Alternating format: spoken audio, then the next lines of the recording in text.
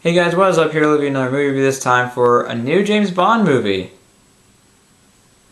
Spectre, directed by Sam Mendes, script written by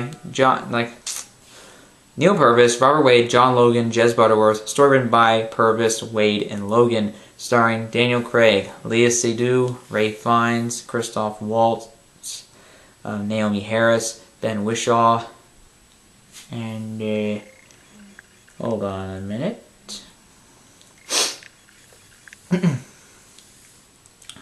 Dave Bautista, Monica Bellucci. And the movie is about... is like Daniel Craig gets this message. He gets this cryptic message, and it relates to this person that kind of has a personal connection to him. And he's like leader of this organization named Spectre. And while investigating this mystery, he does come across one person that he's known, daughter of a person that he's known with. While back in London, the new M, Ralph Fiennes, is trying to deal with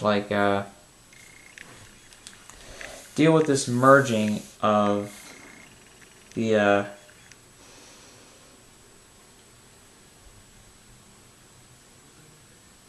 hold on a minute, a merging of MI6 and MI5, of C, head of the Joint Intelligence Service. That's one type what they're dealing with. And yeah, we have our movie. I was actually really excited for this movie because I actually just recently watched Skyfall a couple hours ago. I rewatched it. First time in 3 years. Love it. Excellent, great dialogue, excellent performances, action scenes, cinematography, editing. A great story. Love Javier Bardem as the villain. I love the film. I love it. It's one of my favorite Bond films. And before that, I was so excited for Spectre because you have Sam Mendes back as director. You have the three writers of Skyfall back, and you have Daniel Craig back as Bond, and you have most of the cast from Skyfall back. So where do you go wrong? Well, I'm here to tell you that while this is not that unfortunate, while it is overhyped and is not a great Bond film as we all hoped it would be, it's still a solid entry in the franchise. Here's the thing about this. Now let's get to the pros first. This is a very well-made movie on a technical basis. I think critics are being way too harsh to this movie. It has a 63% Rotten Tomatoes, which is lower than Quantum of Solace, and I heard Quantum of Solace is a lot worse. So that's weird. It's a nice shot movie. The opening, when the Day of Dead celebration in Mexico City, excellent. It's a continuous shot. It looks great. I mean, not only is the cinematography there's great, also it's shot on film. It has a grainy look to it, I guess. 35mm film. It looks great. It just has that old-fashioned feel to it. I just love that. And it was heard that it was supposed to be switching all to digital after Skyfall. Guess not. Hoyt Van Hoytema does a great job with cinematography. It looks glorious. The action scenes are great as well. I mean, there's no denying that. Sam Mendes does a great job with the action. His direction's great. He knows how to handle his actors. And he's pretty good with the pacing for the most part, but we'll get to that later. He does a great job with the action scenes are so well done. There's this cool chase in the mountains involving the cars and a plane. That was so freaking cool. I was so on board, and my heart was racing a bit during that scene. I also love this car chase in Rome, I believe, between Daniel Craig and Dave Bautista. So fun. Love it. I also like the cast. They're all good. Daniel Craig is still great as Bond. He does have a bit more of the comedic aspects of it, he does say some of the Bond phrases. I think they're trying to do some homages to those Bonds as well. And okay, I'll get to that later. And he is good as Bond. He's still good. Léa Seydoux is a Bond girl. She is a pretty good Bond. She's pretty good. I like her. Monica Bellucci, very brief role. She's good for, I guess, where she gets. Christoph Waltz, he's great for what he gets, but we'll talk about that later. It's a well-handled film. The spectacle is great. It's a very, very fun movie. It's never really boring. It's a lot of fun. And overall, I am so invested. I can understand Bond. Bond's journey feels pretty personal, though I have to say I will talk more about that later. It's a well-handled film. On a technical basis, it is flawless. Really that. I mean, it's well-handled. There's a lot of care put into it from a technical basis. No one's lazy. Though I have to say, when I heard about like the promotional campaign and like Dan Craig really getting sick of the role, it is kind of sad. I'm wondering, is this his last film? Because I have to say, this is not the best note for him to go out on. If there was a note for him to go out on better, it could have been if they redid the script to this to make it a lot better. Who knows, maybe along the lines of Casino Royale and Skyfall, or just leave it at Skyfall and reboot the series again. It would have been a great note, but whatever. Now, let's get to the negatives. Number one, this is not a perfect Bond film at all, not even close. Some of the characters are a little bit... Their characterization sometimes is a bit weak and doesn't always work for me.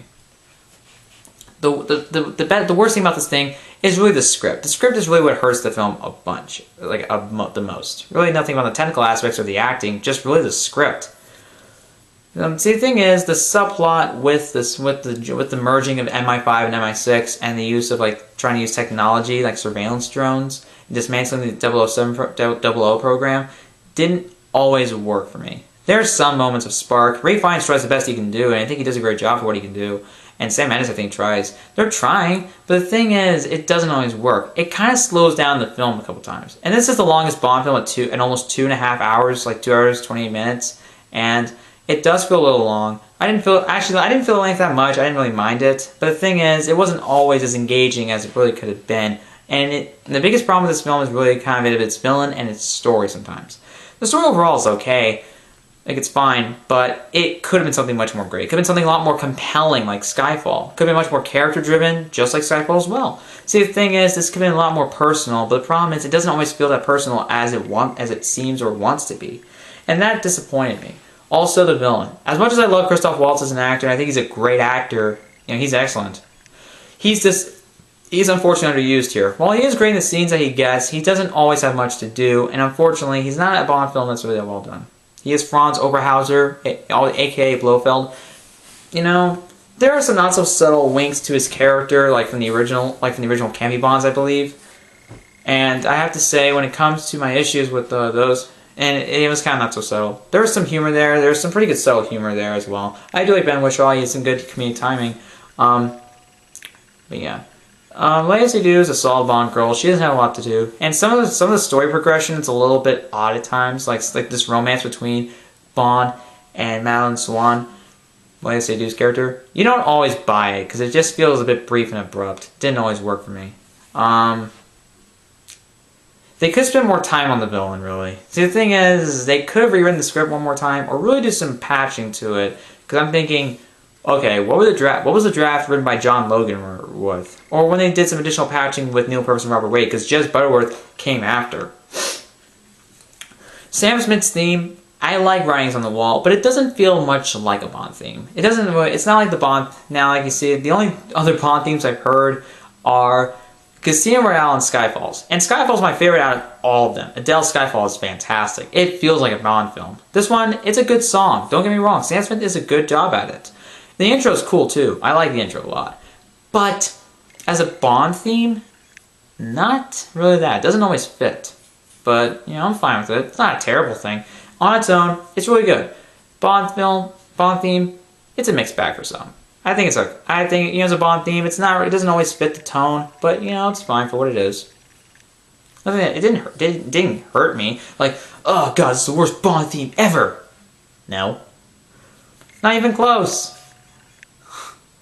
It's a solid Bond theme, okay? Let's leave it at that. This movie also seems to want to rely a lot on 007 formula, like from previous films. Not like Skyfall or Casino Royale, I think. Really like more of the campier Bonds. And I have to say that does hurt the film a bit, especially with the more dramatic and more like aspects of the film, like involving the villain, like development of the characters and all that stuff. It just felt too much like typical by the numbers 007, and that bothered me a little bit.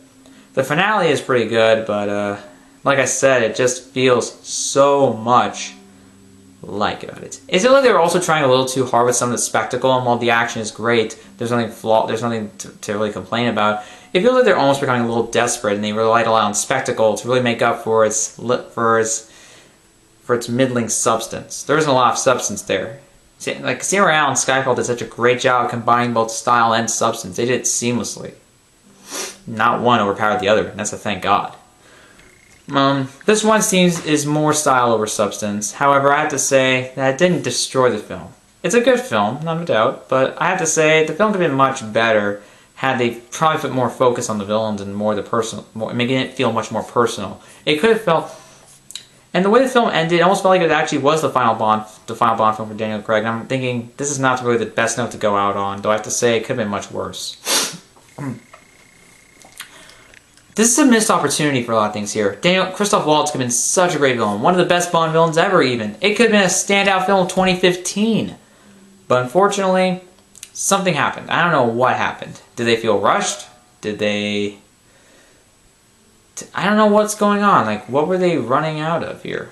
Were there some problems going on? I mean, you can always think of some excuse that there were some production issues going on. I mean, there were some times they had to delay the filming a lot of times. But I'm thinking maybe the script, maybe they were on a creative slump here. They just didn't know what they could really do. I'm thinking they could have done more with the villain. Maybe they were just running out of things. I can understand why the merge is there. You can understand why it's there, but at the same time, it wasn't all that necessary. I can't, it's not a bad Bond film as some people are saying it is. It's not a terrible thing. It is a little disappointing, but it's still a good film, none of a doubt. It's enjoyable. It's well acted. The cinematography is great. Mendes does a great job with direction. I do like Tom Newman's score, though, in my opinion. I don't know if it's any better than Skyfall's. Maybe it's on the same line. I don't know. I really like Skyfall's a lot. That was a really good score. It's not a poorly made film. A lot of people say that one thing makes Quantum of Solace better, the editing. And I think some people will say the villain's better, but I think really just the editing and the action is probably a lot better than that. I have not seen Quantum of Solace, so I did see it on sale for $4.50 at Target.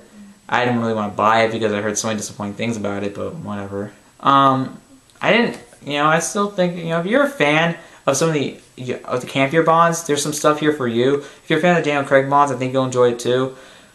If you're a fan overall of James Bond, I think you'll enjoy this film. You'll obviously think it's better than Quantum of Solace from what I've been hearing, but overall, I don't think it's that great of a film. It could be much more compelling. Could be much more. There's some solid emotion there. There's some good tension there. There are some great action scenes, and overall, I did enjoy it. But the romance is not that great. It is some of the writing is a little bit weak, and the villain's underused. I was a little disappointed with that. But overall, I still enjoyed the film. I'm going to give Spectre a 3.5 out of 5. I didn't think it was a great film. It could have been great. It could have been a standout. But it's still, it could have been much worse. Let's agree to that. Anyways, guys, comment below. What do you think of Spectre? How would you compare it to stuff like Skyfall, Casino Royale, Quantum of Solace, any other Bond films? What is your favorite Bond film? Mine is, I don't know. I gotta rewatch Casino Royale again, though I think it may be Casino Royale. Even though I also love Skyfall. And do you want another Bond film with Craig in the role to kind of give him a much stronger send off? Because I kind of want that, because this really wasn't that satisfying as it could have been. Even though, yes, it's getting sick of the role, I just wanted to come back one more time to really much stronger conclusion to his role. I really want a stronger conclusion to his character arc. Comment below, subscribe to the channel for more videos. Sorry, I actually want to say this. If there's any rating that I think it deserves, on the tomato scale or on Tomatoes, it'd probably be 69% to around 73. I'm not betting any higher than that. Certified fresh, I guess, but I'm not betting too high on that. That's really it. Comment below if you think it deserves any adjusted score on Rotten Tomatoes. Comment below yours. Didn't offer enough in my Spectre when I was originally reviewing it, so I want to put more in my Spectre review. This will be it. I like Dave Bautista as a silent henchman. He says really nothing, but he is pretty terrifying. He leaves hell of an impact on you. He leaves me on the edge of my seat every time. The fight scene on the train with him and Bond is great. Sorry, I'm holding the camera myself. I do like the fight scene on the train. There was a good one.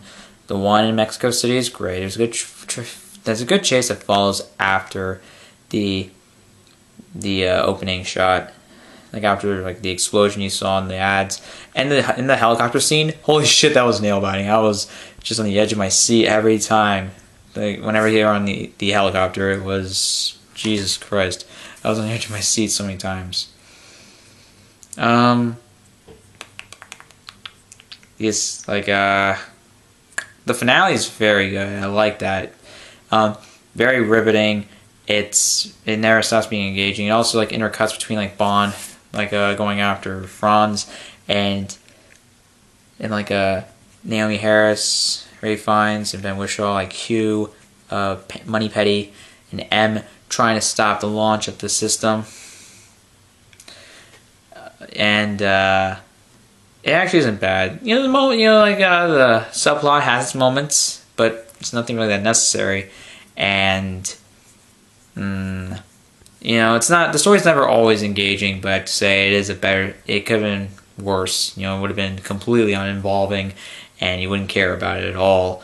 So it does remain. It's not boring or unengaging. It's fine, but it could have been much better. This film could have been great. I really hoped for it to be. Unfortunately, it wasn't. But that's it. The Bond car's pretty cool. I like the Aston Martin DB10. It's cool. The Jaguar CX-75, I think it is. Complo. That thing's also pretty cool. There's stuff for old Bond fans, stuff for new ones. But, it does feel a bit too much on formula. It doesn't feel fresh like Casino Royale or Skyfall, which disappointed me. But I still enjoyed it. I think you'll enjoy it too.